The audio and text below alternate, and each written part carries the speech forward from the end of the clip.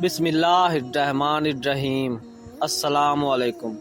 روایت ہے کہ حضرت عیسیٰ علیہ السلام نے 4 مردوں کو زندہ فرمایا، ایک عازر اپنے دوست کو، دوسرا ایک بڑھیا کے لڑکے کو، تیسرا ایک عشر وصول کرنے والے کی لڑکی کو، چوتھا حضرت سام بن نوح علیہ السلام کو۔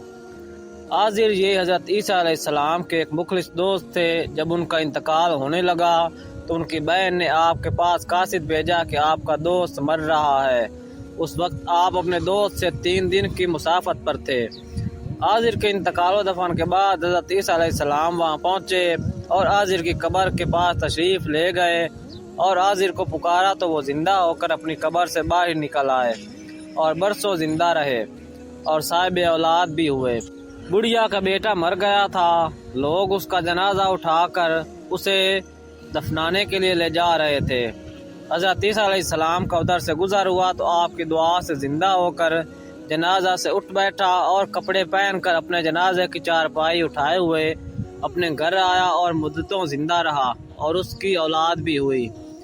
عشر وصول کرنے والے کی بیٹی، ایک عشر وصول کرنے والے کی لڑکی مر گئی تھی۔ اس کی موت کے 1 دن بعد حضرت عیسیٰ علیہ السلام کی دعا سے زندہ ہو گئی اور بہت دنوں تک زندہ رہی۔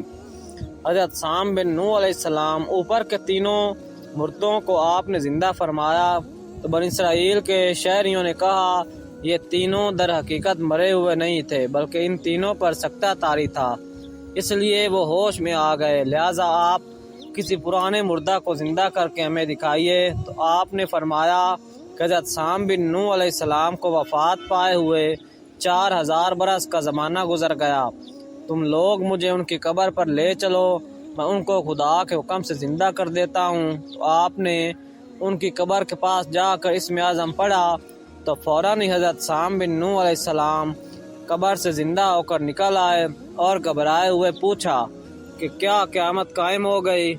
پھر وہ حضرت عیسیٰ علیہ السلام پر ایمان لائے اور پھر تھوڑی دیر بعد ان کا انتقال ہو گیا۔